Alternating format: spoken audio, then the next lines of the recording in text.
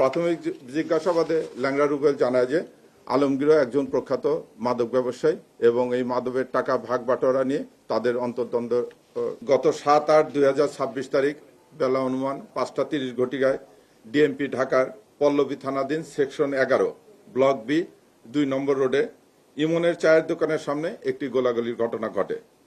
উক্ত ঘটনায় ভিকটিম আলমগীরের পেটে এবং মাথায় গুলিবিদ্ধ হয়। একই ঘটনায় জ্যোৎস্না নামে জনৈক মহিলা, পথচারী মহিলা পায়ে গুলি লেগে আঘাতপ্রাপ্ত হন।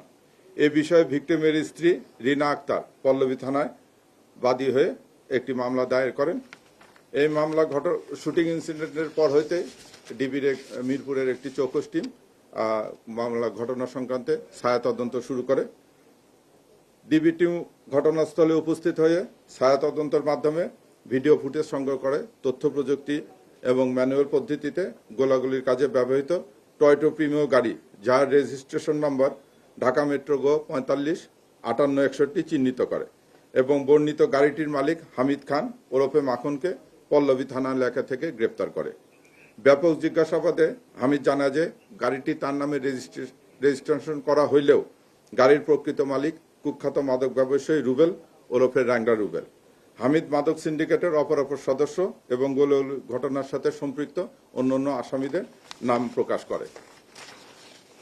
তার তথ্যের ভিত্তিতে ল্যাংড়া রুবেলের সহযোগী পারভেজ এবং রাব্বিকে পল্লবী থানাধীন কালশি এলাকা হইতে গ্রেপ্তার করা হয়। একই সময় তাদের নিকট থেকে ল্যাংড়া রুবেলের ব্যবহৃত একটি সাদা রঙের টয়োটা ভক্সি গাড়ি, যার রেজিস্ট্রেশন নম্বর ঢাকা মেট্রো চ 12 সিরিয়ালের 6336 এবং এর ভিতরে থাকা 1000 পিস ইয়াবা উদ্ধার করা হয়। ব্যাপক জিজ্ঞাসাবাদে আসামি পারভেজ এবং রাব্বি জানায় যে রুবেল ওরফে ল্যাংড়া রুবেলের স্ত্রী ও তার পরিবারের সদস্যরা গাজীপুর জেলার একটি স্থানে আত্মগোপন করে রয়েছে। প্রাপ্ত তথ্যের ভিত্তিতে গোয়েন্দা মিরপুর বিভাগ তাৎক্ষণিকভাবে গাজীপুর জেলার শ্রীপুর থানা এলাকায় অভিযান পরিচালনা করে এবং ল্যাংড়া রুবেলের স্ত্রী ও পরিবারের সদস্যদেরকে সেখান থেকে গ্রেপ্তার করা। ল্যাংড়া রুবেলের স্ত্রী জিজ্ঞাসাবাদে জানায় যে গুলিবর্ষণের ঘটনায় প্রত্যক্ষ মূল আসামি ল্যাংড়া রুবেল ও তানজিন আহমেদ ওরফে বাপ্পা ওরফে শুটার বাপ্পা মিরপুর ঢাকা থেকে ঢাকার বাইরে পলায়নের জন্য প্রস্তুতি নিচ্ছে। উক্ত তথ্যের ভিত্তিতে তাৎক্ষণিকভাবে ডিবির অপর টিম রূপনগর থানাধীন ইস্টার্ন হাউজিং এর পাশে বেরিবেদ এলাকা থেকে গুলির ঘটনায় ব্যবহৃত লাল রঙের টয়োটা প্রিমিও গাড়ি, যার রেজিস্ট্রেশন নম্বর ঢাকা মেট্রো গ 45-58-61 যোগে পালিয়ে যাওয়ার সময় ল্যাংড়া রুবেল অথবা ওরফে রুবেল ও বাপ্পা ওরফে শুটার বাপ্পাকে ডিবি গ্রেপ্তার করে। ডিবি গ্রেপ্তারকালে বাপ্পা গাড়ির ভিতর থেকে বের হয়ে যখন দৌড়ে পালানোর চেষ্টা করে তখন সে একটা ওয়ালের সঙ্গে হোঁচট খেয়ে পড়ে সে ল্যাংড়া রুবেল পায়ে আঘাতপ্রাপ্ত হয়। পরবর্তীতে তাকে আমরা হসপিটালে নিয়ে যে তার পা ফ্র্যাকচার হয়েছে, তাকে ব্যান্ডেজ করে নিয়ে আসা হয়েছে। এই সময় তাদের কাছ থেকে গুলির ঘটনায় ব্যবহৃত একটি বিদেশি পিস্তল, 2 রাউন্ড গুলি এবং 2টি ম্যাগাজিন উদ্ধার করা হয়।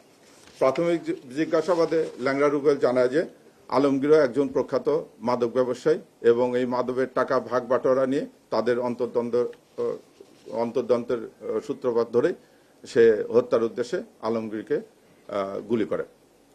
ল্যাংড়া রুবেল এবং বাপ্পি তারা চিহ্নিত সন্ত্রাসী, তাদের নামে ঢাকা শহরের বিভিন্ন জায়গায় একাধিক মামলা রয়েছে। আমরা এই পর্যন্ত ল্যাংড়া রুবেলের বিরুদ্ধে 7টি এবং ওই বাপ্পির বিরুদ্ধে একটি হত্যা সহ মাদকের মামলা পেয়েছি।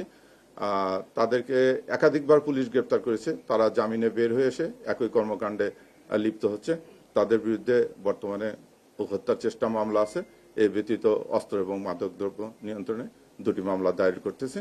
আমরা এই ঘটনার সঙ্গে আরো যদি কেউ জড়িত থাকে সেটাও তাদের বিরুদ্ধে ব্যবস্থা নেব এবং তাকে জিজ্ঞাসাবাদে তার এই মাদক সাম্রাজ্য গড়ে তোলার পিছনে নেপথ্যে যারা আছে তাদের বিরুদ্ধেও আমরা প্রয়োজনীয় আইনগত ব্যবস্থা নেব।